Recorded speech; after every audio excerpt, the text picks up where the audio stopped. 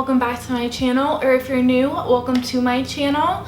So I did a poll on Twitter the other day asking you guys if you wanted me to make a conspiracy, a murder, a mystery video every Monday, and the poll's still going, but about 70% of you said yes, which low-key promo to my social media accounts. If you want to follow me, sometimes I ask you guys what you want to see and things like that. If you're not following me on my social media accounts, feel free to do so.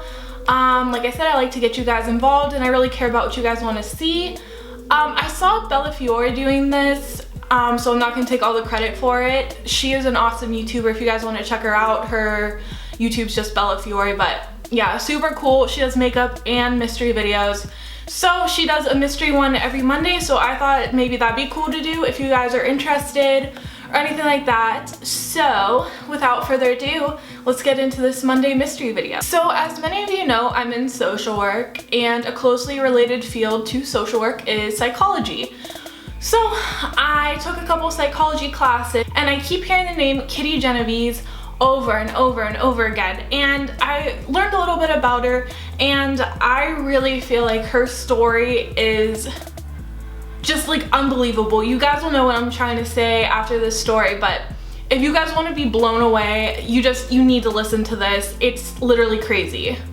So the woman obviously that I'm talking about is Catherine Genovese, or as people called her, Kitty. So Genovese syndrome, or better known as the bystander effect, was coined after Kitty Genovese's murder. So the bystander effect, really what it is that the more people around when something terrible is happening to a person, the less likely the group of people are to help. So pretty much what I'm trying to say is the more people, the less likely you are to help.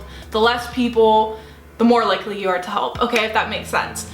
So let me tell you why this ties in the case, but before then, let's rewind a little bit. I want to give you some background information about Catherine Genovese. So Catherine Genovese was born July 7th, 1935, and she was the eldest of 5 children.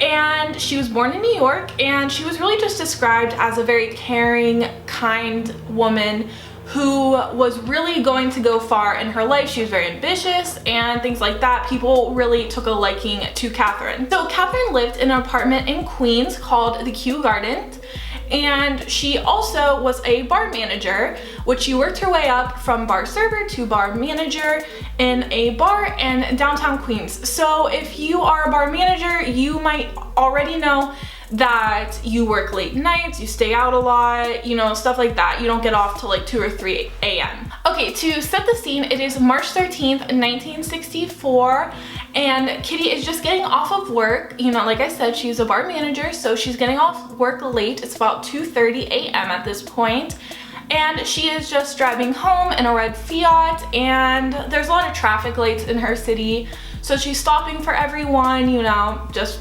what you usually do. And she is spotted by a man at one of these traffic lights. So the man's name is Winston Mosley, and he is married with actually 3 children, and just keep that in mind because this makes this murder that much more disgusting. But yeah, so he spots her at the red light and then decides to follow her home to her apartment complex. So he is following her home, and it takes Kitty about 45 minutes to get back to her apartment, and she parks in a parking lot right across from her apartment complex, in a railroad parking lot, and then she gets out of her car and starts walking to her apartment. And her apartment is actually located in the back of the apartment complex, and she has to go down an alley, which is super sketchy and super dangerous to be doing at 2:30 a.m. when she was getting home, or at this point I guess 3:15 when she was getting home. So as Kitty gets out of her car, she is approached by Mosley with a hunting knife. She goes into panic mode and she runs to her apartment door. So when Winston finally caught up to Kitty, she was not able to get away from him. He took out the hunting knife and stabbed her 2 times in the back, really damaging her organs. But Kitty was actually able to scream out for help at this point. So many people heard this cry for help from Kitty. Actually, Robert Moser, one of her neighbors, actually screamed out to the man to let that girl alone. And when Winston realized that he had been noticed, he actually fled the scene. So she actually struggled to climb up to her apartment complex. And when she reached the door, it was locked.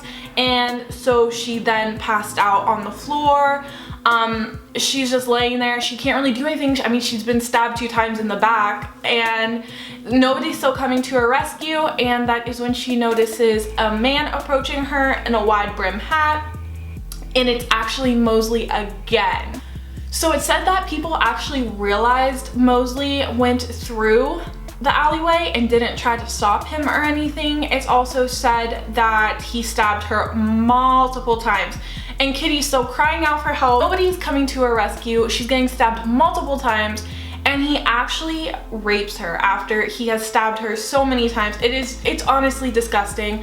Yeah, so he rapes her and then just gets up and leaves. And at this point, still nobody is coming to Kitty's rescue. She's laying in the hallway. She's screamed so many times and she's put up the fight of her life and nobody's still coming. Yet after the rape, Kitty is still not dead. She is still fighting for her life. So after the attack, which took 30 minutes, finally a neighbor, Sophia Farrar, comes to Kitty's aid, and she's laying with Kitty, and she actually just makes it there for her last couple breaths. She tries to make Kitty as comfortable as possible. She's laying with Kitty, she's holding Kitty. She's just trying to help her in any way she can, and there's not really anything she could do after Kitty's been so brutally tortured. And so actually a neighbor called Carl, let me make sure I say this right, Carl Ross also called the police, who arrived in 10 minutes. So Kitty was actually picked up by the ambulance at around 4:15 a.m. and unfortunately passed away before she could make it to the hospital. So let me break this down for you. It goes between, there were 37 or 38 witnesses. I believe it's 38, but I saw a few articles that said 37. It said that those many people witnessed this murder or this attack, and really just said that they thought that it was a quarrel between 2 lovers or just 2 people arguing, if they were drunk or whatever. And so that's why they didn't go to Kitty's rescue. So Winston was actually found 6 days later just due to the fact that he was burglarizing a home. This doesn't necessarily mean he would have been caught if he wouldn't have got caught burglarizing. But so he was brought in, and when in question, they asked him, you know, well, why did you do that? I mean, you're a married man with children and you choose to murder and rape an innocent woman. And he actually said that he just wanted to kill a woman, and he thought that they were the easiest to kill because they didn't fight back, which is disgusting in itself, but okay. So that was really his, when asked why he did it, that was his reason of killing Kitty Genovese. So later he then admitted to the police that he had also killed and sexually assaulted 2 other women, committed 30 to 40 other burglaries, and committed a number of rapes as well. He was also kind of thought to be a necrophiliac, which means he has a sexual attraction to dead bodies.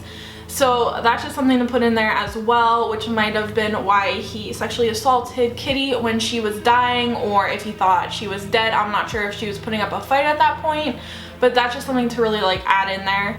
So during his trial, he tried to plead not guilty due to insanity. However, the jury didn't really buy it, and the judge, who was even against the death penalty, thought that he was such a monster that he did sentence him to the death penalty. And however, although this went through, he was actually only determined sane during the trial, which later reduced his sentence to just life in prison. So in 1968, Winston actually harmed himself to the point where he needed to have a minor surgery in Buffalo, New York. So he was transported there, and after the surgery was done, he was transported back. And during the transportation back, he took this as his opportunity to flee or run from the police. So he actually struck the officer, the transportation officer, took off with his weapon, and hid in a home for 3 days.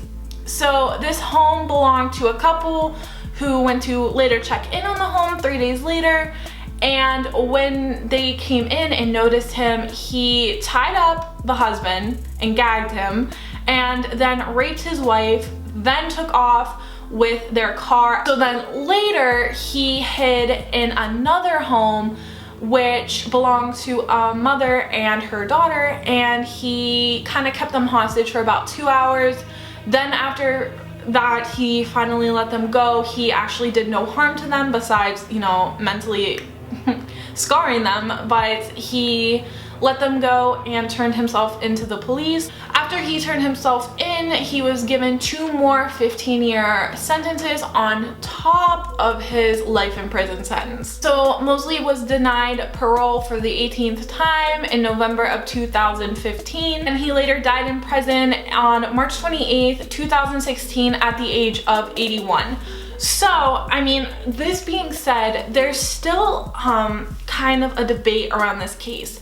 Like, was there really 38 people who were genuinely watching, or was it people who maybe didn't know what was going on the whole time? Or, you know, because this is a big claim, you guys. Like, 38 people watching an innocent woman getting attacked, raped, and nobody does anything. Nobody calls the police. Nobody tries to make an effort at all. So I'm gonna state something from the New York Times, which kind of goes against this theory that there was 38 people watching and just like didn't do anything. So let me read you what the New York Times said.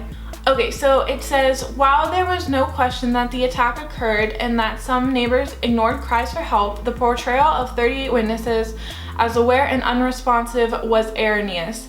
The article was grossly exaggerated, the number of witnesses and what they had perceived. None saw the attack in its entirety.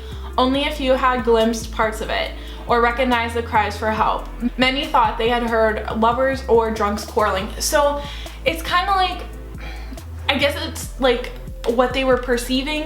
I mean, if I saw somebody, or even if I thought it was a boyfriend and girlfriend and I saw, you know, him or her attacking the other one and being overly aggressive, I would definitely call the cops. I don't care how many people are there. That's just my opinion.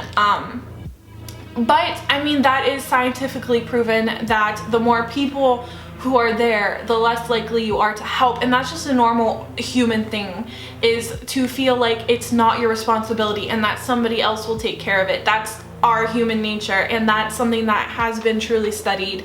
And that's why I was so passionate about this case, because it just, I mean, I get why it happened, but at the same time, it's just perplexing to me that so many people, and nobody could do anything. I mean, I get it. Like, they say that the number of witnesses were over exaggerated, and they really could be. I mean, I don't know. I wasn't there.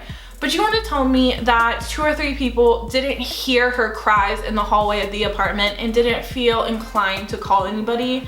I mean, it's kind of what you want to take away from this story. I just want to give you my background on why I was so passionate about this case, because it really just, like, I don't know, I'm like shocked nobody did anything. I mean, this isn't a murder that happened in like 5 minutes. This happened over the course of 30 minutes, and nobody called anybody until the very end.